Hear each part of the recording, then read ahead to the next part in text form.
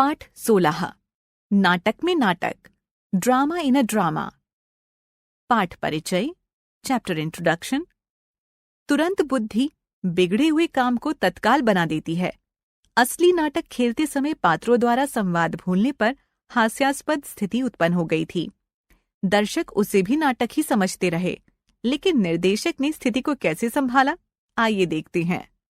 राकेश का मन तो कह रहा था कि बिना पूरी तैयारी के नाटक नहीं खेलना चाहिए, और जब नाटक में अभिनय करने वाले कलाकार भी नए हों, मंच पर आकर डर जाते हों, घबरा जाते हों और कुछ बुद्धू भी हो, तब तो अधूरी तैयारी से खेलना ही नहीं चाहिए। उसके साथ ही मोहन, सोहन और श्याम ऐसे ही थे। राकेश को उनके अभिनय पर बिल्कुल विश्वास नहीं था।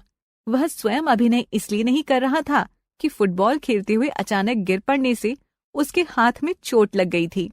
उस हाथ को एक पट्टी में लपेटकर गर्दन के सहारे लटकाए रखना पड़ता था। नाटक खेलना बहुत आवश्यक था। मोहल्ले की इज्जत का सवाल जो था। मोहल्ले के बच्चों ने मिलजुल कर फालतू पड़े एक छोटे से सार्वजनिक मैदान में दूब और फूल पौधे लगाए थे। वहीं एक छोटा सा मंच भी बना हुआ था। सभी को राकेश की योग्यता पर विश्वास था।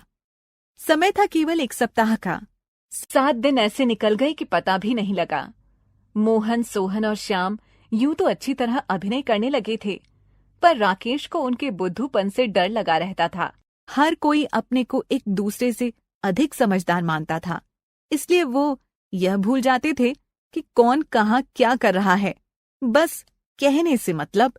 दूसरे चाहे उनकी मूर्खतापूर्ण बातों पर हंस रहे हों, मगर वे अविवेकी होकर आपस में ही उलझ पड़ते थे। राकेश ने पूर्वाभ्यास के दिनों में उन्हें बहुत अच्छी तरह समझाया था। निर्देशन उसने इतना अच्छा किया था कि छोटी से छोटी और साधारण से साधारण बात भी समझ में आ जाए। खैर, प्रदर्शन का दिन और समय भी आ गया। राकेश साज सज्जा कक्ष में खड़ा सबको खास हिदायतें फिर से दे रहा था। मोहन बोला, मेरा तो दिल बहुत जोरों से धड़क रहा है। मेरा भी। मोहन ने सीने पर हाथ रख कर कहा, तुम लोग पानी पियो और मन को साहसी बनाओ। राकेश ने फिर हिम्मत बढ़ाई। अभिनेता मंच पर आ गए। पर्दा उठा। जैसे तैसे अभी तक तो ठीक ठाक हो गया। मोहन बना था चित्रकार और सोहन बना था शायर। नाटक में दोनों दोस्त होते हैं। चित्रकार कहता है, मेरी कला महान। शायर कहता है, मेरी कला महान। श्याम बनता है संगीतकार। वह उनसे मुलाकात करने उस स्थान पर आता है जहां वे यह बहस कर रहे हैं। बजाय इसके कि वह नए नए मित्रों से मधुर बातें करे, बड़े छोटे के इस विवाद में उलझ जाता है। वह कहता है, संगीतकार की कला महान। अभी तक अभिनय अच्छी तरह चल रहा था। सबको अपना अपना पाठ याद था। सब ठीक ठीक अभिनय करते चले जा रहे थे। अचानक श्याम अपना संवाद भूल गया। पर्दे की आड़ में राकेश स्वयं पूरा नाटक लिए खड़ा था। वह हर नए संवाद का पहला शब्द बोल रहा था ताकि कलाकारों को संवाद याद आते जाएं। किंतु श्याम घबरा गया। वह सहसा चुप हो गया। उसके चुप होने से चित्रकार और शायर महोदय भी चुप हो गए।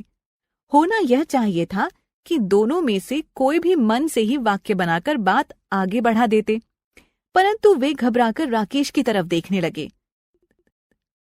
संगीतकार महोदय भी पलटकर राकेश की ओर देखने लगे। दर्शक हंसी से लोटपोट हुए जा रहे थे। संगीतकार महोदय कभी उन दोनों लड़ते कलाकारों की ओर हाथ नचाते, कभी दर्शकों की ओर। तभी तेजी से राकेश मंच पर पहुंच गया। सब चुप हो गए, सकपका गए। राकेश पहुंचते ही एक कुर्सी पर बैठते हुए बोला, आज मुझे अस्पताल में हाथ पर पट्टी बंधवाने में देर हो गई, तो तुमने इस तरह रिहर्सल की है? जोर जोर से लड़ने लगे? अभिनय का दिन बिल्कुल पास आ गया है और हमारी तैयारी का यह हाल है।